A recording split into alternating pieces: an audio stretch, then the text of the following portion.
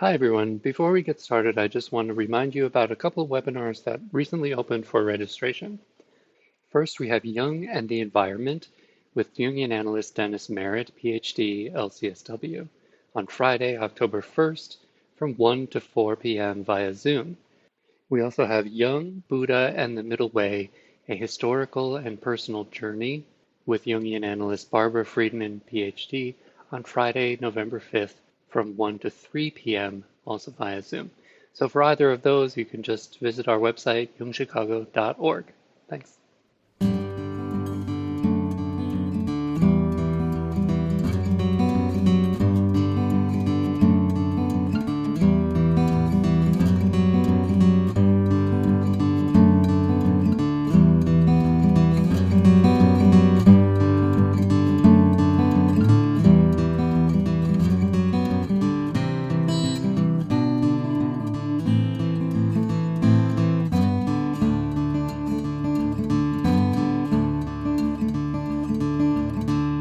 Welcome to the Jung Anthology podcast from the C.G. Jung Institute of Chicago.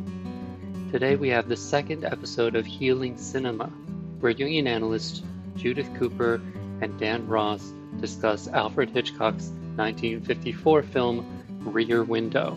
They touch on a number of topics, including anima and animus, queer and senex, projection, the fear of intimacy and marriage, the patriarchal gaze, the conjunctio, the shadow, and the trickster. They also mention the fairy tale of Bluebeard, which they also mentioned in the last episode, so there's a link to more information about that in the show notes if you're interested. And before we get to them, I want to share submissions from our listeners. Patrick from Toronto, Canada says, I'm 22 and I developed an interest in Jungian psychology following a set of problems I went through in my teens where my mother and I became estranged for about a year and a half, during which I fell into a toxic relationship. After about that amount of time, I ended up going to therapy and my therapist recommended I read The Unconscious Mind by Jung, which was my first real introduction to his thinking. I subsequently found this podcast trying to understand his thought better, and I'm looking for concepts that could allow me to better understand my social environment, thus reducing my anxiety which has developed since my teens. I have avoidant tendencies, and I'm trying to use Jungian thought to reframe my problems such that I can improve. Thanks to everybody who has shared something about themselves so we can get a sense of who our listeners are. You can learn a little bit about each other. If you'd like to submit something, just click the link in the show description for a link to an online forum where you can share a little about yourself. You can support this free podcast by making a donation, becoming a member of the Institute, or making a purchase in our online store. Your support enables us to provide free and low-cost educational resources to all. So now here's Judith and Dan.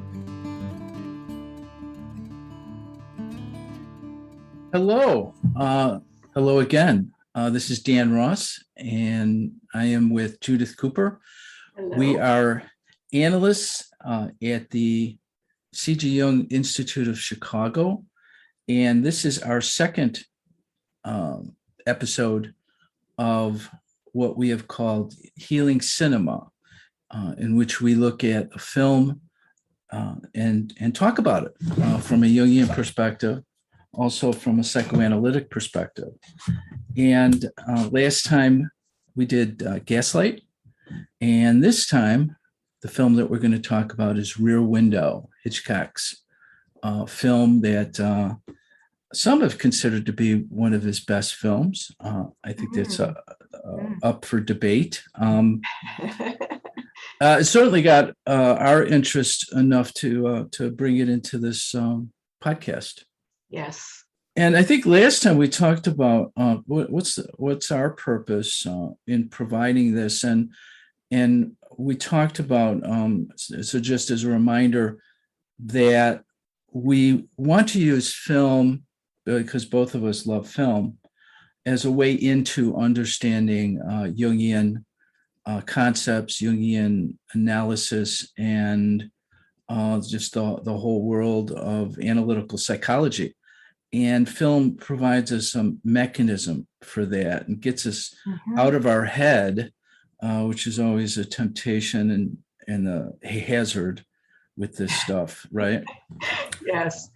It gets us into our body, right? It does. And John Beebe, the San Francisco analyst, says we actually get to see the archetypes behaving on the screen. Wow.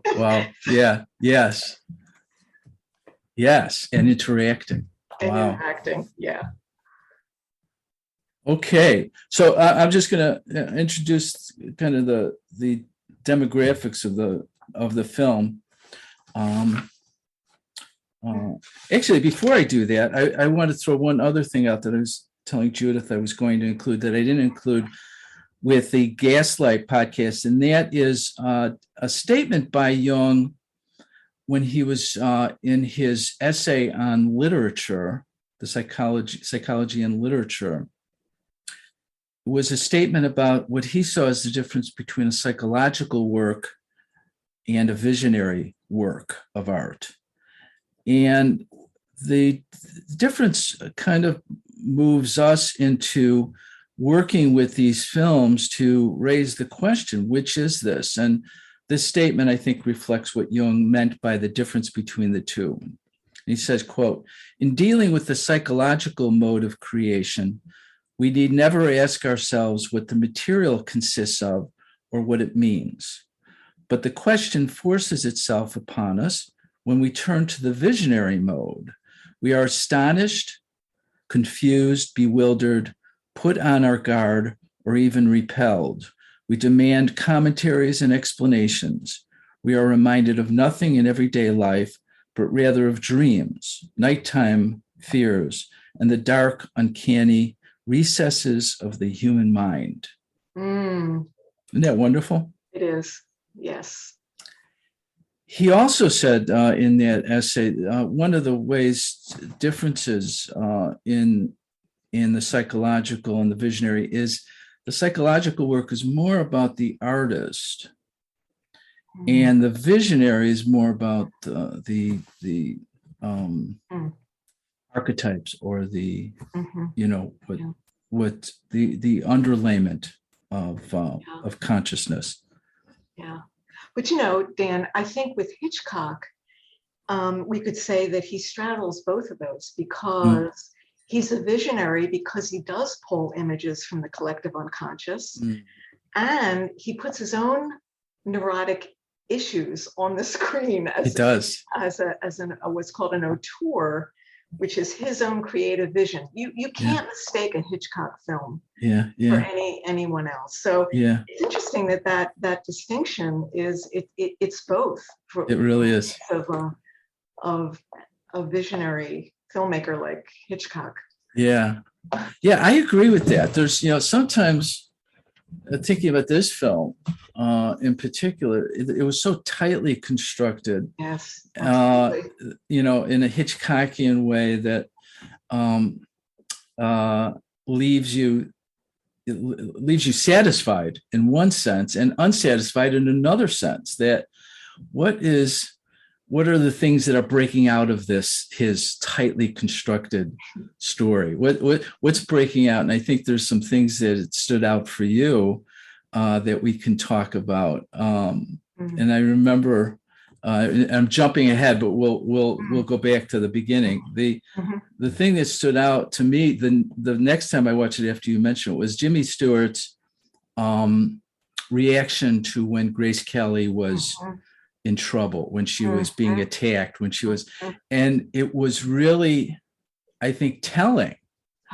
That was a moment, his, rational and very calm demeanor that, was prevalent. That's everything unraveled for him in that moment. Yeah. Which is very interesting. So let's keep that in mind. Absolutely. His emotional reaction, his terror of harm to her was extreme. Yeah. So should I read the summary then? Yes, please do. Let me preface it with of course, the film is directed by Alfred Hitchcock. The writer is John Michael Hayes, and it's based on a short story, It Had to Be Murder, by Cornell Woolrich, starring James Stewart, Grace Kelly, Wendell Corey as the detective, and Thelma Ritter as the nurse. Yes. Yes, okay.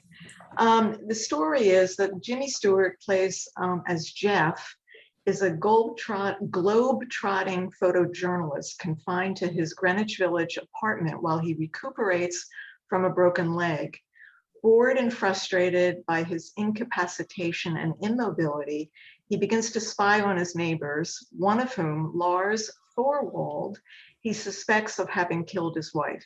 Although disturbed by his voyeurism, Jeff's physiotherapist, Stella, played by Thelma Ritter, and his glamorous young girlfriend, Lisa, played by Grace Kelly, help him investigate the murder, eventually bringing Thorwald to justice.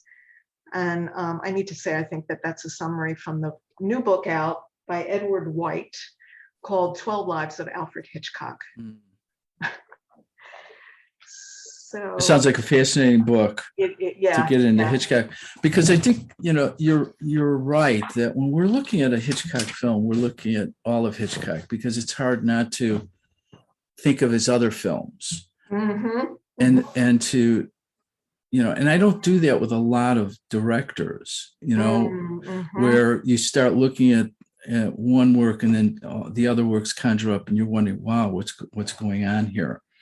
And that's because Hitchcock actually references his other films. I mean, in this one, there's a couple lines where somebody says the dog knew too much, his upcoming film after this, The Man Who Knew Too Much. Anyway, yeah. I love that. Yeah. What was the other one? I think there's another line about how women, I can't remember. I think maybe it's a reference that somebody said, it ends up women know better. Women know better. Women know better. Okay. The Man Who Knew Too Much. The Man Who Knew Too Much. I love it. Hitchcock appears in every one of his films. He does. So it's like a through line there. He does. And how he appears in this film fascinates me. He is standing by in the studio of the songwriter, while the songwriter is on the piano, and he's winding the clock or setting the clock or something, says something to him. Yes. This the image of time. Mm-hmm. It's interesting to me because it's time is structured, time is mortality, time is Senex. Right, going into the Jungian idea, and Jeff is quite the puer, isn't he? Yes. Afraid to grow up. Yes, he's terrified of getting married. Yes. From the opening scene, he's referencing he's in trouble because his girlfriend Lisa is after him to get married. Yes. And almost every interaction is about. When he comments on looking out his rear window, looking at his neighbors across the courtyard, he sees one after the other, most of them either lonely and trying to be in relationship or in dysfunctional relationships. Mm-hmm. Yeah, it seems to be dominated by a longing for love. This is a movie about problems with love and various versions of love and various versions of relationship. This is about the masculine and the feminine and the complications and difficulties around that, including one aspect that presents the murderer, right? One resolution to a marriage is murder, right? And I'm thinking about that in terms of, this is just post World War II, but not too post World War II, in which 1954, and men are coming back from the war, getting married, having baby boomers, and so what did they bring back from the war was my thinking. If we look at the historical context. Yes. Film. They bring back aggression and rage and murderousness. Right. You know what I mean? Yeah. Yeah. And then how does that spill over into attitudes toward women, the women during the war that took over some men's jobs? And right. Right. And how we know that in the 50s they had to settle back into their role of domesticity. Right. But that aggression is key. I think just even in terms of the image of the voyeurism, it seems like a passive activity, but I think there's a lot of aggression in it. Yeah. It is aggressive. It's penetrative. Penetrative, that's a good word. Yeah. Yeah, and maybe that's the opposite of purware too. Would that be? Yeah. It's I think I was thinking of the penetrative aspects of the voyeurism in terms of kind of a substitute for true aggression, a substitute for direct aggression. It's all it's passive, and it's almost as if he's conjuring up in these rear windows, what's going on inside of him. I mean, that was my first thought, right? Completely projective, right? Yeah. Right. And in fact, I think we could say that even his suspicion of a murder says something about his own double binding of wanting to murder Lisa. I mean, that's belief, but he loves her, but he feels so entrapped by her. Yeah. Yes. That article, I have to reference because it brought up something I didn't catch by Gerald Eisenberg. It was a review. That wasn't the one. It's the one I sent you. It's by Robert Benton, psychoanalyst, and it's Film as Dream, Alfred Hitchcock's Rear Windows, back in 1984. What he suggests, which I didn't make the connection to, was when Lisa comes to spend the night and she pulls out her nightgown, negligee, that it resembles Mrs. Thorwald's nightgown. Okay. When she was in bed and invalid in her nightgown. Yeah. Well. So, which go along with what you're saying that he's that he's projecting in a sense the murderer, the predator, the murderous inclinations that are unconscious to this rear window world. Right. I think there's a lot of projections flying around in this movie, because I would say too, he identifies with the wife because he's immobile. He's stuck in a wheelchair, Jeff. Yeah, that's right. He probably sees himself as damaged temporarily. So he both identifies with the wife and the husband, but Mr. and Mrs. Thorwald. And maybe the identification with the wife is more conscious, and the identification with the murderer is more deeply unconscious. Deeply unconscious, yeah.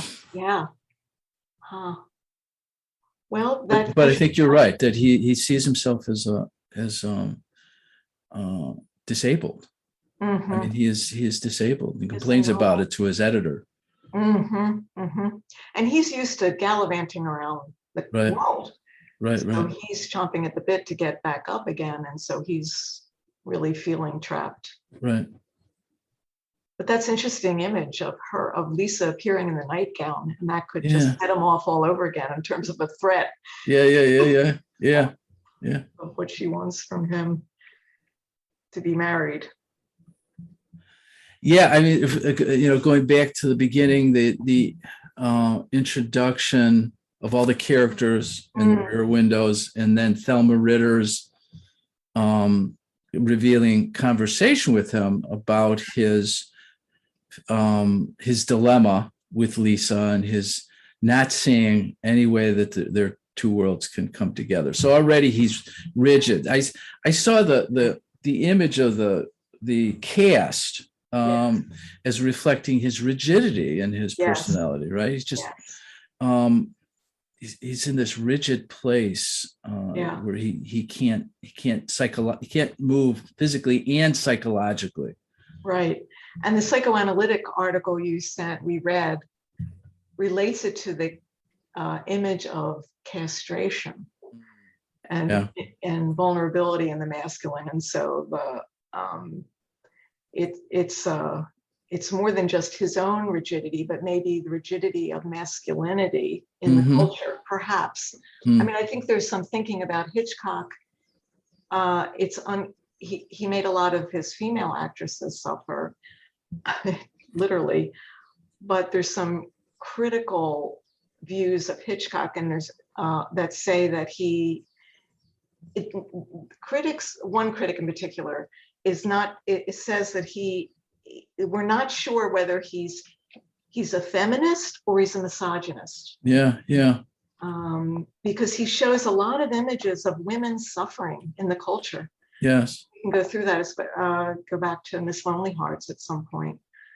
And you made the comment a while back, which I had been thinking about, that why does Hitchcock require all of his women to subject themselves to all these dangerous life situations in order to get into relationship with the masculine? Right? And here's another example of it. Yes, and you have pointed out, Dan, it's the immature, undeveloped masculine that puts the feminine at risk. That's so beautiful. That we see this so clearly in this film. Yeah. It's almost as if his psychological state is conjuring up this whole dangerous thing. And as I suggested before, when he sees Lisa in the struggle with Thorwald, and he panics and just beside himself. It was so well acted. That scene is when I think we really see a coming to terms with the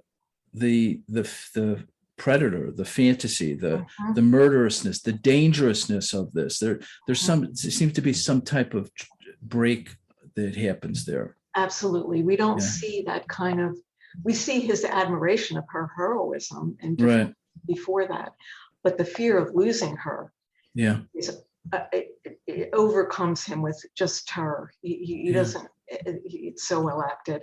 I would say too, Dan, this is a generalization, but men's dependency needs are really hidden and repressed. Yes. And as all along he's fighting, connecting with her, and the threat of losing her overwhelms him. Yeah. He can't barely tolerate it. Yeah. Yeah, I think the dependency is an interesting thing to think about, because in my practice, I experience men's fear of intimacy, and it's connected to their fear of vulnerability, fear of dependency, unresolved dependency needs that were never fulfilled in life, are unable to come out in their mature relationship or in their marital relationship or their significant relationship. And there's great resistance to that, as if it would bring utter humiliation to do so. And I think and so now he's put in a dependent position. Life forces him into this dependent position. That's right. Just stuck in that wheelchair. Yeah. Yeah. And of course, from what you just said, the cultural complex, the culture supports a certain view of masculinity that leaves out this generalization leaves out that dependency needs as a part of masculinity. Yeah. I was thinking about Hemingway, and I was quite surprised. This was yesterday. I was quite surprised. I said, boy, he and this character of Jeffries, I had some similarity there. And, this is 1954. Hemingway interesting. Yeah. was, reaching his peak, at least in public awareness. And I don't know when he got the Nobel Prize. It may have been somewhere in there, but there's a sense that his personality is so dominated by this aggressive, masculine, macho, going out into dangerous situations, and which is what Lisa is reacting to. Why is that the only way to exist? Right? Why is there not softness? Why is there not domesticity? Why isn't there, some of her world? Right. And they'll have each other. I mean, they'll connect. They'll have a relationship. So and we see him. Interesting to track, and it's only after multiple viewings. Yes, right. Put this stuff together. We see him the first night that she comes to visit him, and they talking about marriage, and she sees his resistance, and then he says at some point, well, why can't we keep it status quo? And she goes to leave, and instead of saying good night, she says goodbye. Goodbye. And he panics. Yes. And because he's afraid that this is it, she's going to leave. Yeah. And the late relationship will be over. And I think, Dan, that's when everything gets ratcheted up about his suspicions about Thorwald killing his wife. Oh, is that interesting? Say more about that. Well, that he's so threatened by the loss of Lisa that he's got to distract her. I think it's a great distraction, and project all of this murderous rage onto Thorwald. Or what else? That's so interesting. Well, it certainly pulls her into, this, after her first reaction to his voyeurism, but then he pulls her into this drama that's unfolding. He pulls her. Right. Yeah. And that's interesting to think about, that he had this sense of panic. Yeah. Right. And what occurred to me was he was so into his thinking, and Lisa attempted to use her thinking function against his thinking function, and it just, went down a rabbit hole. And she ended being frustrated, and her demeanor and her sense of hopelessness, I think was evident, before she left. But perhaps, as you're saying, that he has no connection to his feeling function. Right. That when because it doesn't make sense. Here he's presenting this apparently well thought out case that the two of them can never be together for all the reasons that he gave. And then she says, well, goodbye, implying that they'll never see each other. And then he panics. Yeah. Suggesting that he's not even aware of his feelings towards her. Right. Yeah. It's so interesting. And that the film, speaking of feeling function and connection to intuition, as rational as he is, this whole film seems to be about intuition. Right. It's all about intuition. Right? Yeah. And, and so the rational character now becomes the detective, whereas all the other characters are intuitively convinced that this, Thorwald's the murderer. Yeah. What do you make of the scene when and there's two images that come to me that seem parallel somehow. The scene when she first arrives, when Grace Kelly first arrives, the way Hitchcock presents this is a shadow looming over predominantly sleeping Jimmy Stewart, right? And the shadow, and it's a long scene, slowly comes over his face. He's not startled. He opens his eyes, and then you see the camera. You see her face looming in. Yes. For a kiss, and then the camera goes into this slow motion mode, doesn't it? Yes. Like Yes. Like this kiss Yes. is the kiss. This is this has got to be the kiss of the century or something. The way he films this thing, which is so interesting. But the only other scene where there's anything close to that in terms of a looming figure was it when Thorwald attacks him and he starts coming in. You know what I mean? There's no kiss, of course, but there's. I'm wondering what he was thinking about that, you know? Connecting those up is really, really interesting. It's like, okay, he put a lot of thinking into how am I going to direct the kiss scene and how am I going to direct the attack scene, right? With these similarities. It's very interesting. I don't know what to make of it.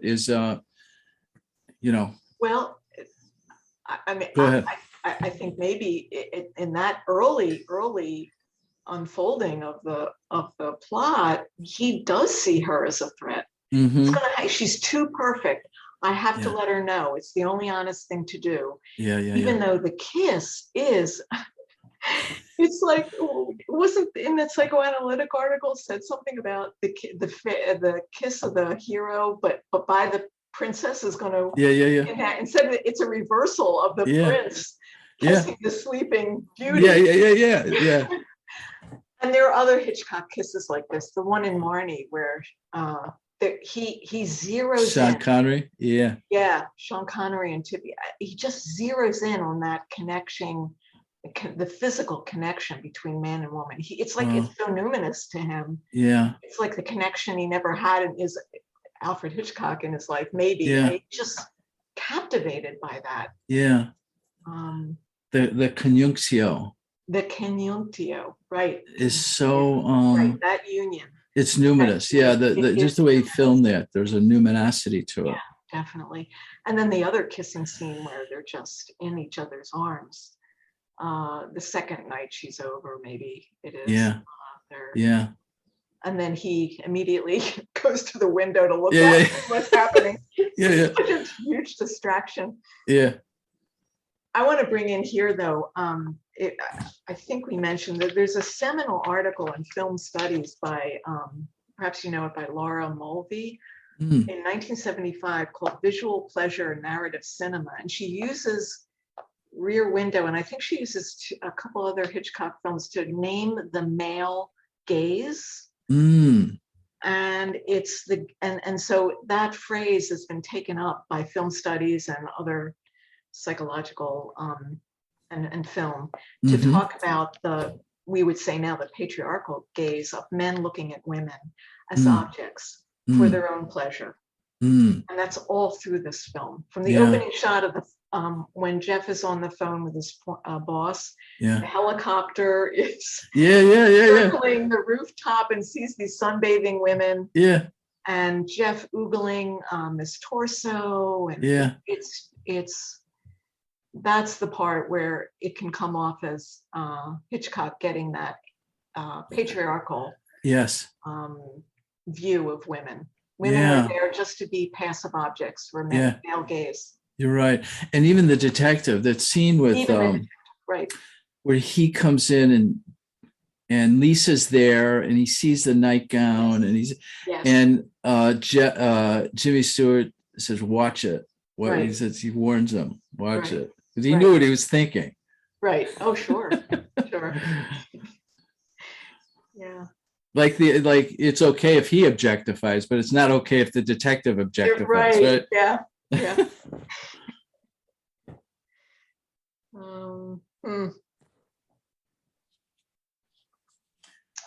So I was thinking of going back to this idea that this is about longing. Remember the scene with the artist, or they're all artists, but the artist with the sculptor, when asked what it's called, she said hunger. Yes.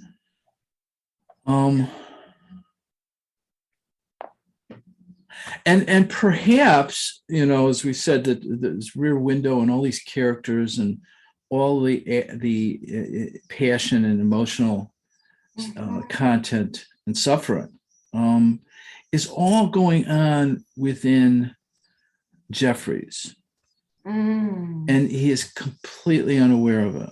Yeah. Yeah. I thought of that too, Dan, that even Miss Lonely Heart Mm-hmm. is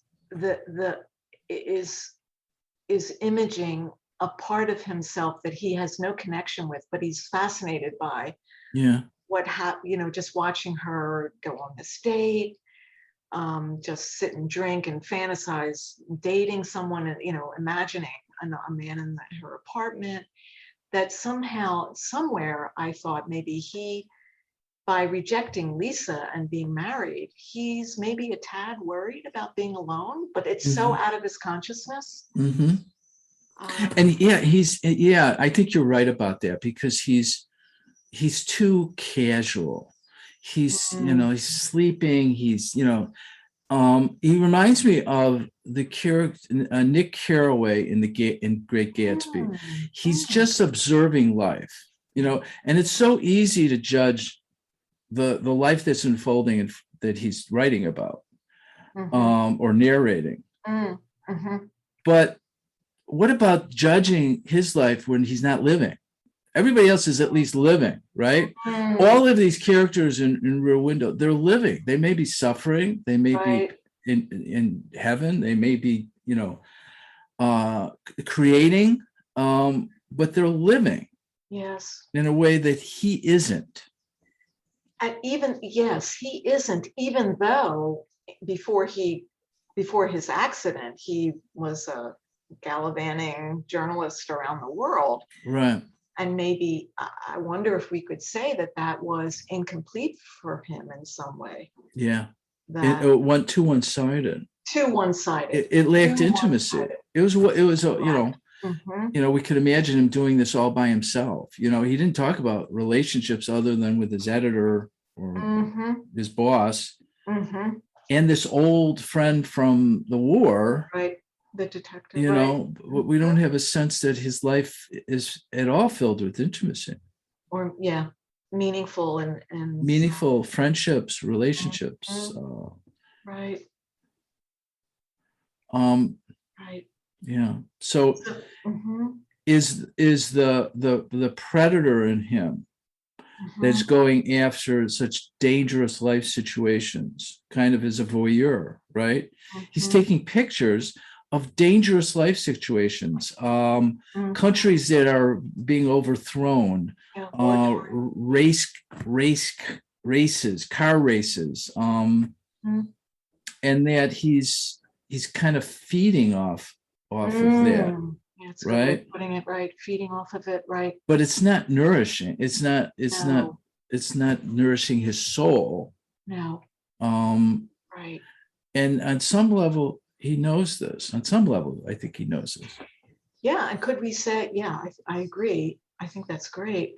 And maybe could we say that that's the self, the archetypal self at work, this accident, to put him in this immobile, vulnerable position that's so compensatory to how he was living his life, so that he can face some of these things that have been left out of his life. Yeah, I read, I've been seeing this. It's attributed to Jung. I've been seeing it 3 places over the last couple of days, 3 completely different places. One of which is in the Black Book. And Sonu Shamdasani mentions it in the first one. But he says,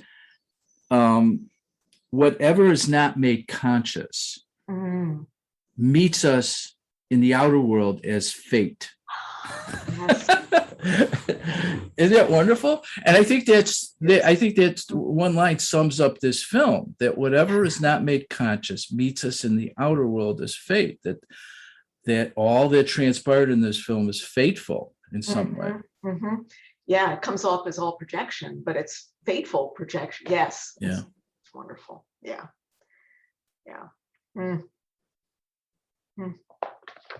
Yeah. I wanted to also remind us, because we mentioned this in Gaslight, the allusion to fairy tales, because Gaslight, we had a husband that undermined the the sanity and integrity of a woman, his wife. But in here we have a murderer. And here we have a Bluebeard. Yes. Right. In the flesh. Right. In the flesh. Now this is dismemberment. So yes. I think it's an interesting illusion. There's a lot about dismemberment in this dialogue and storyline. Yeah. It haunts the whole film. It does. And we never see it. Thank goodness. But it's Hitchcock puts us right there, and it's mentioned, but it goes right into our imagination. I mean, at one point, does Jeff say, how do you do that? When he sees he does. He says, how do you cut up a human body? Yeah. But then the humor too, like the nurse, the Thelma Riddick character, Stella, says something about at the end, when they discover that the head may be in a hat box, and he says, the detective says, do you want to see it? And she says, I don't want any part of that. Yeah. And then she realizes what she said. Yeah, she gets the pun, which Hitchcock has said that puns are the highest form of intelligence. I mean, that's the kind of humor we're dealing with here. Yeah. Which is a puer kind of humor. Yeah, right? yeah. And then I think Stella has an earlier comment about they wouldn't be able to get my wedding ring off my finger. They'd have to cut my finger off. Yeah. All these humorous allusions to this dismemberment. And the ring itself, I'm glad you mentioned that, becomes a symbol, right? It becomes the key bit of evidence to convince the detective that there's something here. There's something here. And of course Lisa goes after it. Yeah. And the fact that she puts it on her finger. She does. I mean, this whole thing is about marriage and the conjunctio and and here the proof. It raises the value of the image of the ring, and of course the ring itself is an image of wholeness and the self and so forth. Right. Yes. It's interesting. Yeah. The other thing I wanted to say that I didn't catch, I caught this recent time, is that the temperature, and the camera deliberately shows the temperature at the beginning of the film in the 90s, 92, 93. Yes. And then at the end, it's at 70. It's like, which is so alchemical and so Jungian, isn't it? Right? That this heating up of the vessel that he's in, right, is everything that's going on in the film, and it heats up to this crescendo, and that then the resolution of it then brings the temperature down. It brings the temperature down, but Hitchcock being Hitchcock, I would say, wouldn't you, that it's left ambiguous. Yeah.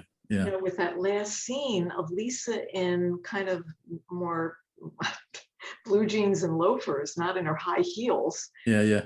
And reading a book about the Himalayas, but then takes out her Harper's Bazaar. Yeah. It's just not clear. And of course, Jeff's got two broken legs. Yeah. Thrown out the window by Thorwald. But it's that's the trickster, we were saying earlier, the trickster work of art that is left ambiguous. Yeah. And that feels so Hitchcockian. There's no kind of tying all this up. The heat may have broken. Right. And there's no resolution obvious in the two protagonists. But the resolution is in the outer, in the rear window stuff. I mean, there's the Lonely Hearts. Miss Lonely Hearts finds the songwriter, and that's a budding relationship. The Miss Torso. Why they call her Miss Torso. Her husband or boyfriend comes home, who you wouldn't expect. There's a lot of unexpected things, right? Yes. The married couple that's presumably having sex throughout this whole film. the husband loses his job or quits his job, and the wife gets all upset. I wouldn't have married you if I knew you were going to quit your job. So some resolution, but some not.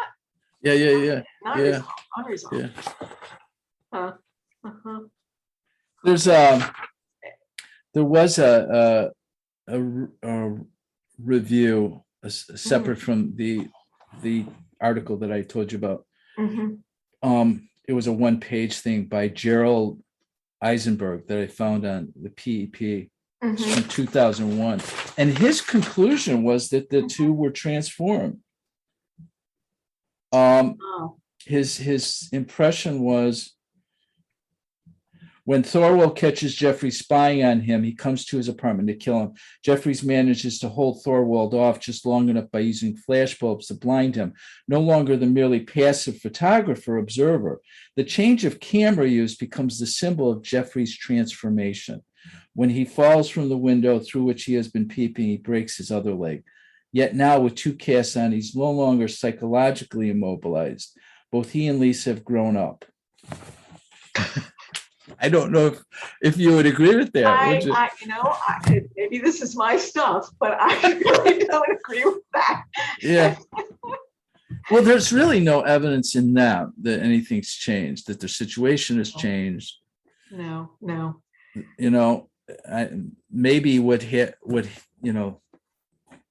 the Hitchcock rescuing romance, if that was part of what transpires in the rear windows, might suggest that there is change in their relationship, but we don't know that. No, I would say we don't. Yeah. I would say maybe, I would concede that maybe he's not going to do his voyeurism anymore. Like that the fact that image of the blindingness with the flash bulbs. Yeah. The opposite of that intense voyeurism. Yeah. So the blinding and the voyeurism maybe are a pair of opposites, that maybe he's learned his lesson. And that maybe brings us to this whole issue that you brought up about privacy and social media. Yeah. Previously. What do you think about that? Well, I was thinking about that. I think it's a really great contemporary, theme to bring in. And I think the whole issue of social media is very, I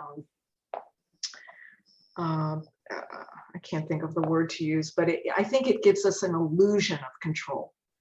And so we think we're connected, but in a lot of instances, we're not. And the epidemic of loneliness in the culture, I think, speaks to that. Yeah, I agree. The paradox for me is that social media is about the front window. It's what we want people to see. The rear window in this film is what we don't want people to see. Right. All about the shadow. Right. All about the shadow. But I think which is interesting as far as the theme in terms of integration of the shadow. If the film is, again, a Jungian spin, if the film is about integration of the shadow in order for the anima work for the man to be done, animus work that needs to be done, the shadow first has to be integrated. That would be telling. But if we look at social media and what it means that only this well-sculpted version of ourselves is presented, that simply constellates the jealousy and envy of and others. The trolls, and the trolls. Yes. That's right. Yeah. Which brings us to the speech that one of the neighbors says when the dog is killed. Yeah, I'm glad Where you is your brought that up. neighborly feeling? Yeah. We don't care for each other anymore. Yeah. That seemed pretty central, even though it was not. And then, Dan, it made me think of 10 years later. Do you know this case? It was a famous case at the time, but it was this 1964 in New York. A woman, Googled it because her name was Kitty Genovese, the Kitty Genovese murder in New York. She was murdered and raped, and she screamed out, and all these neighbors heard her and did nothing. And it's I since remember been that. called the bystander effect. I remember that. And Yeah. so Hitchcock, I think, is kind of prescient in that way. Yeah. That the film has elements of this with the speech when the dog is killed. Of course, it fits with the plot that as soon we said earlier, it's so well constructed. You can almost track how Jeff and Lisa go in and out of, well, it can't be true, it's not true. And then like Doyle the detective has just said, I have all this evidence to show that she was not murdered. Yeah. And then the dog is killed. Yes. Or Miss Lonely Hearts is attacked. Or yes. So there's this off balance all the time. Yeah. That keeps us as viewers in this unsettled, what's going on? We don't know. Also, the image of the apartment, there's a blind spot in I think we mentioned this. There's a blind spot in Thorwald's apartment. Yeah, you cannot see the action there. Yes. It's just so brilliant, right? It is, because it creates a desire in the viewer to want to be in there, right? And the frustration that we're stuck in Jeffrey's apartment. Mm-hmm. We're all stuck there. We're stuck there with him. Right. We're all, there's this idea too of as film viewers, we are also immobile in our chairs watching this film. And the whole film, it just implicates us in terms of our own guilt for watching. I think in that psychoanalytic article, he talks about the film viewer as this film is about film viewing. Yeah. Yes. So. Yes. And he also, I think it was in there, that this idea that everything is from Jeffrey's point of view until the murderer breaks into his apartment. Mm-hmm. And the viewer for the first time, the audience for the first time, gets to see what the murderer sees. And that's when the flashlights are going off, the flashbulbs are going off. Mm-hmm. The camera shows us what Thorwald is seeing. Right. That he's, and the adjustment back to eyesight. It has a particular psychological effect, right? That, okay, now the murderer isn't across the courtyard anymore. Mm-hmm. It's not so distant. The murderer is right there. In fact, now we're in the psychological perspective of the murderer, which is interesting to think about, right? That Hitchcock has masterfully made the murderer little by little closer and closer and closer, suggesting, well, the murderer is in us. Right? Yes. The murder is really in us, and which was what which was Jung's idea of the shadow, right? Mm-hmm. Yep. We've met the enemy, and he is us. He is us. Yeah.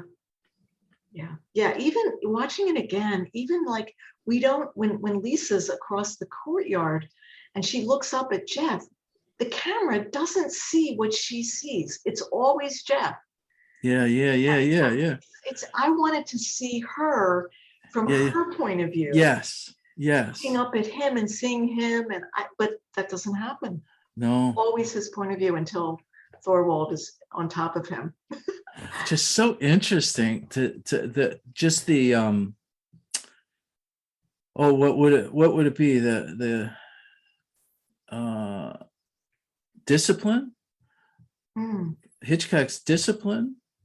This is his version. This is not necessarily in the short story. I haven't read the short story, but that the temptation to go outside had to have been great, right? To tell the story. I mean, he had to deliberately, decide, okay, this is, even the beginning of the film with the opening credits, he's, slowly raising the shades, right? Yeah, This is opening up a world from which we're going to have this one perspective and be locked into it. Mm-hmm. Mm-hmm. Yeah. That's just so interesting. Yeah. And I think true in that we're all locked into our own perspective. We really are. We struggled. I mean, that's the work, right? To get out of our perspective and to see how we're not the universe doesn't organize around us. That's right. Anything else? The ethical dilemma. Ethical dilemma of voyeurism. I mean, there's actually, that comes up in there, doesn't it? It does. There are actually explicit lines, and here, this is the trickster archetype again. The trickster carries that moral ambiguity. There's actually a line where when finally the detective says, "No, I've got all this evidence to prove that Mrs. Thorwald was not murdered," Jeff actually says, "I wonder if it's ethical to watch a man with binoculars and a long focused lens. Is it even ethical, even if it's proved that he didn't commit a crime?" Yeah. So he's really working over this theme. And Lisa does it too. Lisa's caught up in that and saying, we're so ghoulish. How can we be so depressed that they're here? Doyle just presented the evidence that the wife isn't murdered and they're disappointed. So that whole guilt dilemma, sin, punishment, guilt, I think all of this is in the film. Yes. The voyeurism and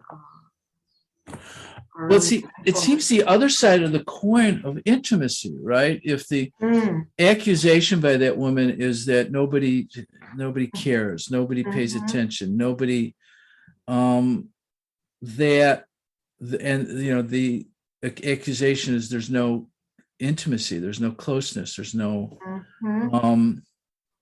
that the other side of the coin is voyeurism, meaning that once you start looking into another, it can take on this question of voyeurism, right?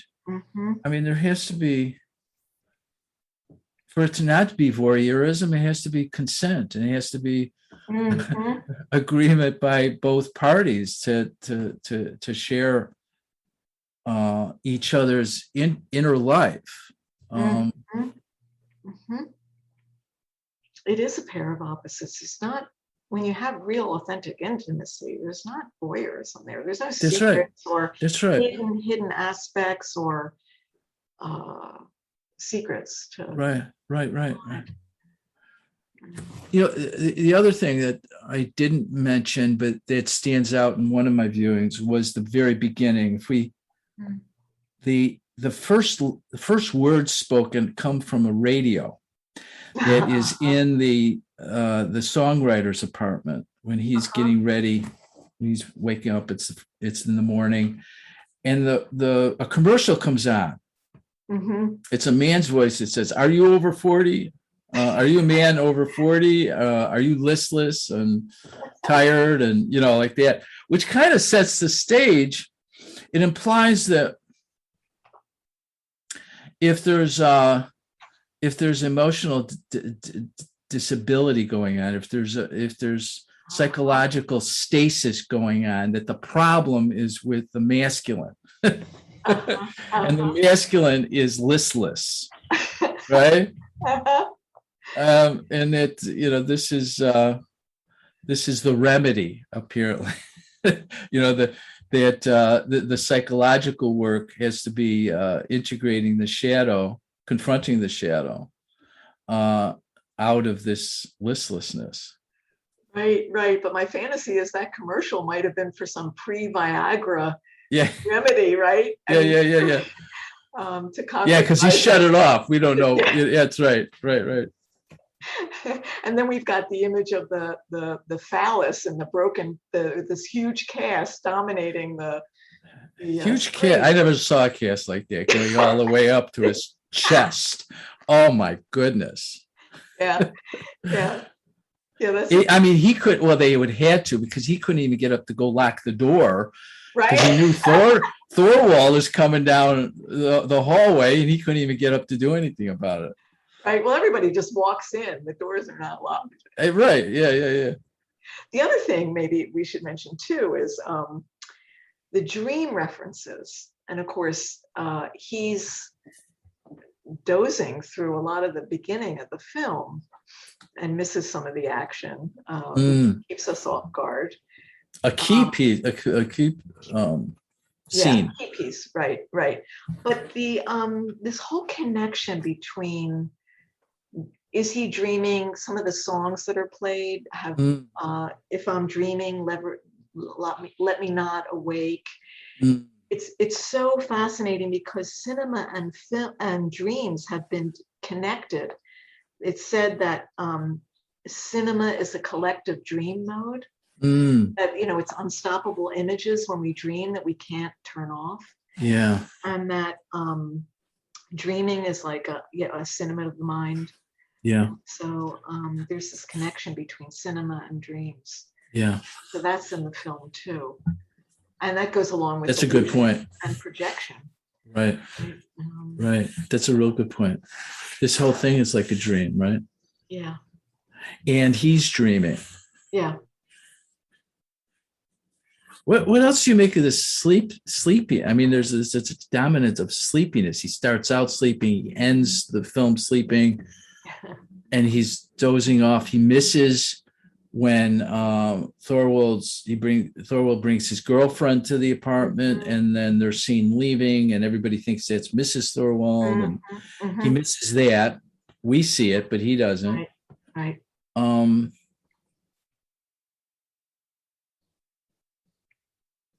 Reminds me of Rip Van Winkle, this. Yeah. Well, like to your earlier point, he's living a one-sided life. Maybe we could say he's been sleeping. He's sleeping. Not fully awake to his life and all of what needs to unfold to make him get out of that one-sided way of living and be more whole. To grow up.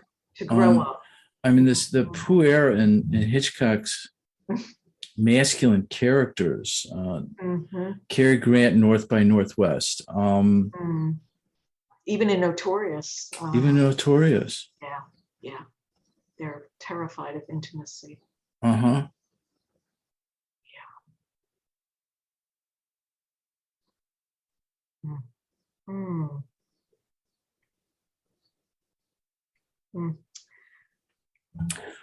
Well, what do you think?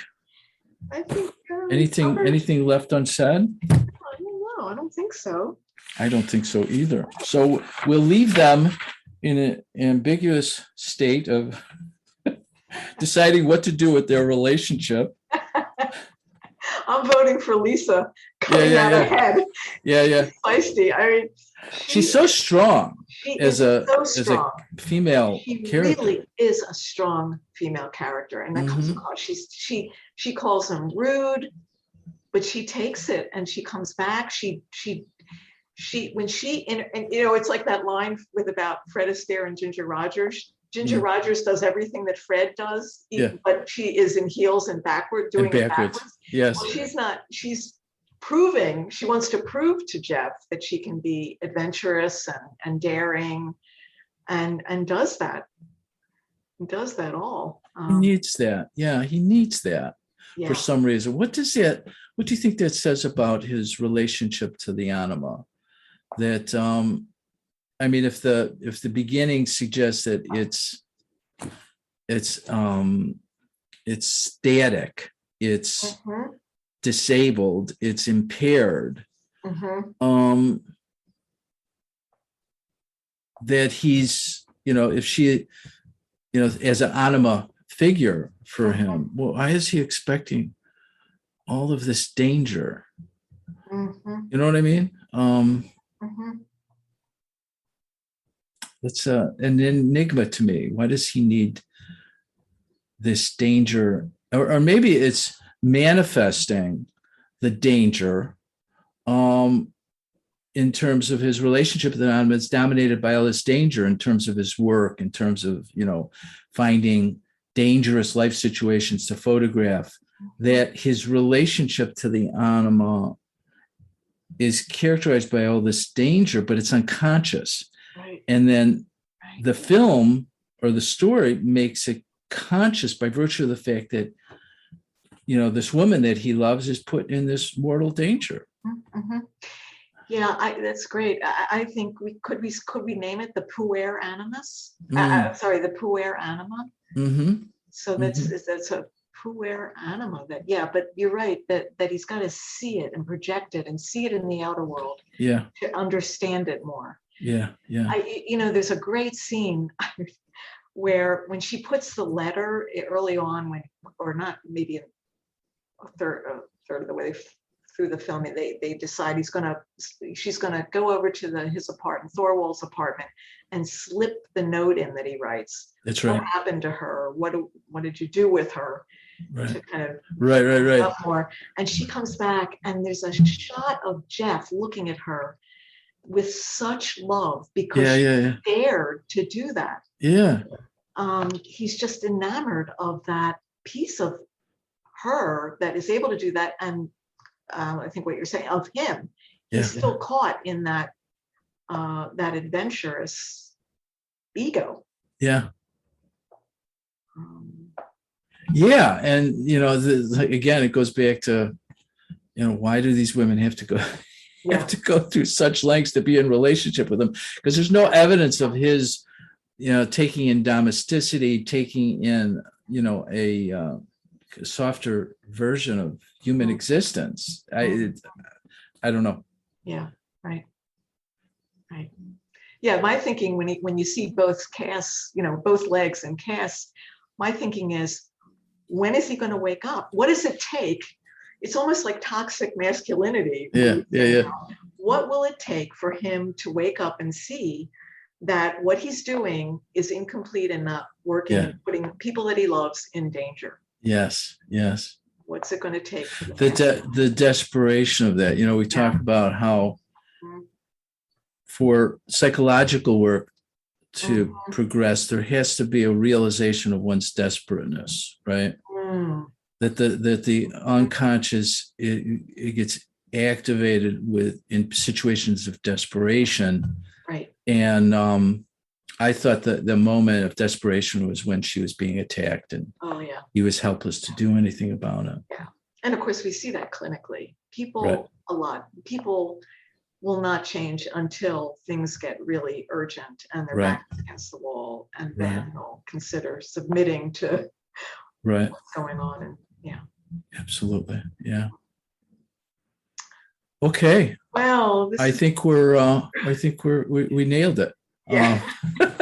Thank you so much, Judith. Thanks, Dan. This is wonderful again. Thank you so much, and we'll be thinking about our next film. We will for the next installment of Healing Cinema. Terrific. Okay. Thanks, Dan. It's good to see you. Same here. Good to see you. Take care. Bye-bye. You too. Bye-bye.